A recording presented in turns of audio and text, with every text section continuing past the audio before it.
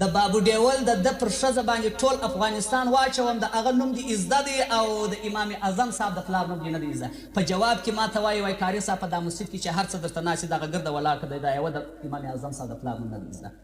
ما ته یې راوستلی دی چې ژوند یې په هغه مردارخانو او په هغه رنډیخانو کې تېر کړی دی. لوړ زره یعنې در ما 3 کاله مشر و. والله قسم په جلاله درته اخم کې کلمه د لا اله الا الله محمد رسول الله زده وه ما ور زده کړله.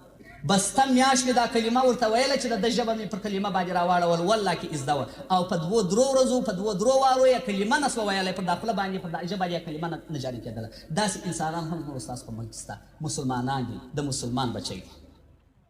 دا یوه نتیجه د کوچني څخه چې پوښتنه وکړې په مذهب د چا یا په مذهب د شاروخان یم خلاص.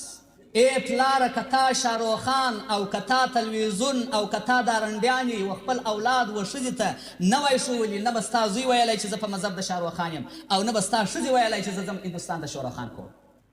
کف چې برابر وای هغه به یې کولی. ښځې چې په تلویزیون کې رقصیږي هندوانې ستا ښځه یې وویني هغه رقم لباس کوي. نارینه چې په تلویزیون کې رقصیږي ستا ځوانان چې یې وویني هغه رقم لباس کوي. اوس کوم لباس دی؟ سرونه د هندوانو په رقم نه دي، لباس د هندوانو په رقم نه دی، کردار مو د هندوانو په رقم نه دی. ما ته یې وایي وایي قاري صاحب ته پر دا فلم باندې لګېږه په دنیا کې یا فلم دی یا علم. دا سړی ما ته وایي په دنیا کې یا فلم دی یا علم. ما ول ډېره ښه وینا دې وکړل. دا هغسې هم ده.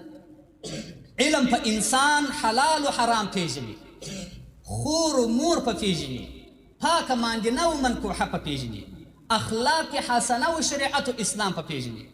او فلم چې دی تمیز د حلال او د حرامو نسته پکښې مور و خور نسي پکښې پېژندلی.